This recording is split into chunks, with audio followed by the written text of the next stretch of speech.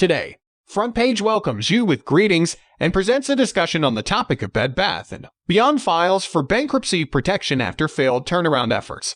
Bed Bath & Beyond plans to liquidate all inventory and go out of business. Bed Bath & Beyond, the store for seemingly everything in your home during the 1990s and 2000s, filed for bankruptcy on Sunday.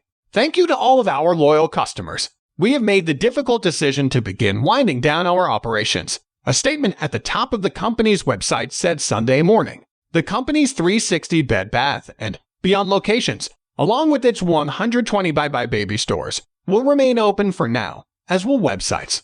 The company secured a $240 million loan to help fund its operations during bankruptcy. But store closing sales will begin Wednesday, and Bed Bath & Beyond will close some stores. Just how many, or what happens to its 14,000 employees, depends on what happens next. A bankruptcy filing does not necessarily mean that a company is going out of business. Many major U.S. companies have filed for bankruptcy, using it to shed debt and other costs they could no longer afford. But even if Bed Bath & Beyond does emerge from bankruptcy, its future is not guaranteed. The company said it would seek to sell some or all of its business. If it's able to find a buyer, Bed Bath & Beyond will halt store closings. But if a buyer doesn't come forward, Bed Bath & Beyond will likely be liquidated entirely and go out of business. It's also possible the company could emerge from bankruptcy as an online-only retailer, said Neil Saunders, an analyst at Global Data Retail. Ultimately, if it emerges from bankruptcy at all, Bed Bath & Beyond will be a shadow of its former self, he said. Bed Bath & Beyond have been a crown jewel of the era of so-called category killers chains that dominated a category of retail, such as Toys R Us, Circuit City, and Sports Authority. Those companies,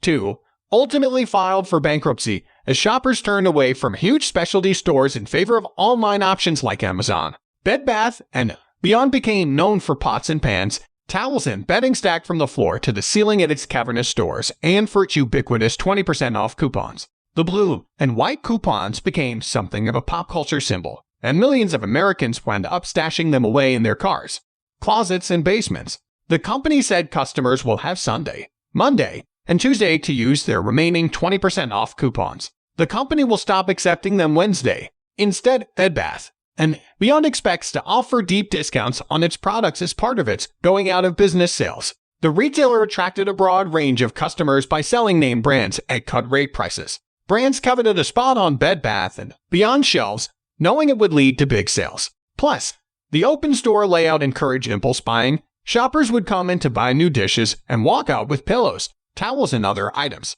Stores were a fixture for shoppers around the winter holidays and during the back-to-school and college seasons, and Bed Bath & Beyond also had a strong baby and wedding registry business. But the New Jersey-based company has been slow to respond to shopping changes and struggled to entice customers who had moved on to Amazon, Target, and other chains.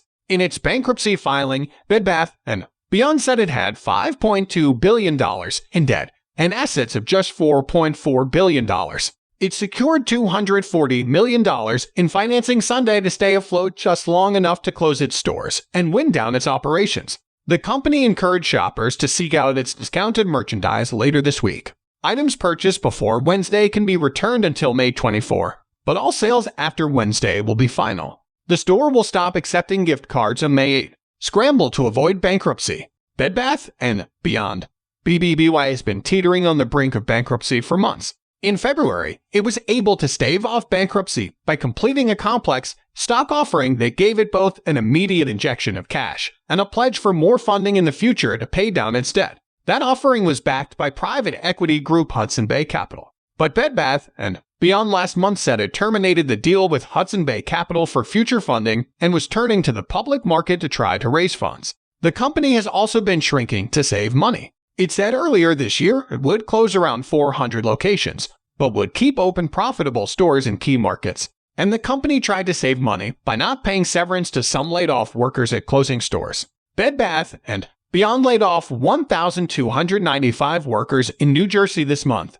just days before a new state law kicked in that mandates severance pay equal to 1 week of pay for each year of employment for workers who lose their job. All these moves were not enough to keep the once dominant chain out of bankruptcy. However, thanks for listening.